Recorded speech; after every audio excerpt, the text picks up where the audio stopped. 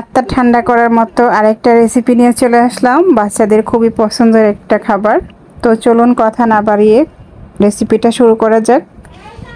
এখানে আমি একটা ডেক্সিতে আমি 2 কাপের মতো ডাবের পানি নিয়ে নিচ্ছি। ডাবের পানি তো আমাদের স্বাস্থ্যের জন্য খুবই উপকার, এটা তো সবাই জানেন, এটা আর বলা লাগে না। আর দিয়ে দিচ্ছি আমি এখানে প্রায় হাফ কাপের থেকে একটু কম চিনি। মিষ্টিটা মিষ্টিটা যার যার পছন্দ অনুযায়ী দিতে পারেন। দিয়ে দিচ্ছি এখানে আমি আগার আগার পাউডার। এই আগার আগার পাউডারটা আপনারা যে কোনো বড় মুদি দোকানগুলোতে পেতে পারেন কিংবা শপিং মলগুলোতে পেতে পারেন। দিয়ে দিচ্ছি আমি 1 চা চামচের মতো আগার আগার পাউডার। 1 চা চামচের মতো আগার আগার পাউডারটা দিয়ে দিলাম নারকেলের পানিটার সাথে আর চিনির সাথে। এখন আমি খুব ভালোভাবে মিশিয়ে নিব।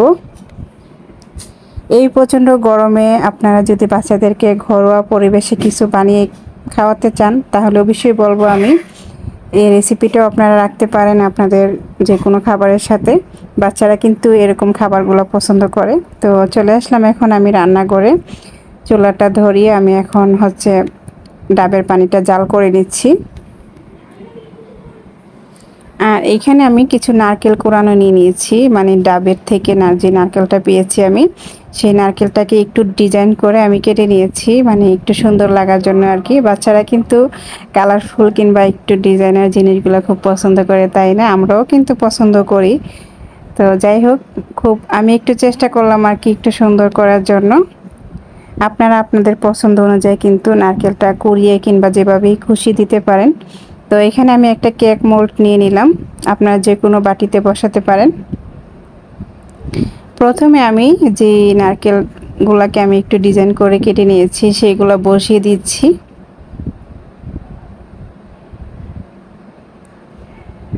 আমি আমার মতো ডিজাইন করে নিচ্ছি আর কি, আপনারা আপনাদের পছন্দ অনুযায়ী করবেন, সমস্যা নেই।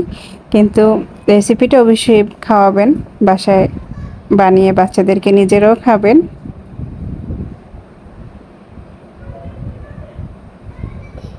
এখানে আমি 2 রকমের নারকেল কাটা দিয়ে দিচ্ছি। আসলে যারা নাকি খুব বেশি স্বাস্থ্য সচেতন তারা আমার মনে হয় ঘরে বানিয়ে খাওয়াটাই ভালো। দোকানে আসলে এখন তো আর আগের মতো খুব পরিষ্কার পরিচ্ছন্ন কিছু পাওয়া যায় না। তো চেষ্টা করবেন বাসাতেই বানিয়ে খাওয়ার জন্য বাচ্চাদেরকে। তো এখন আমি জাল করা ডাবের পানিটা দিয়ে দিলাম।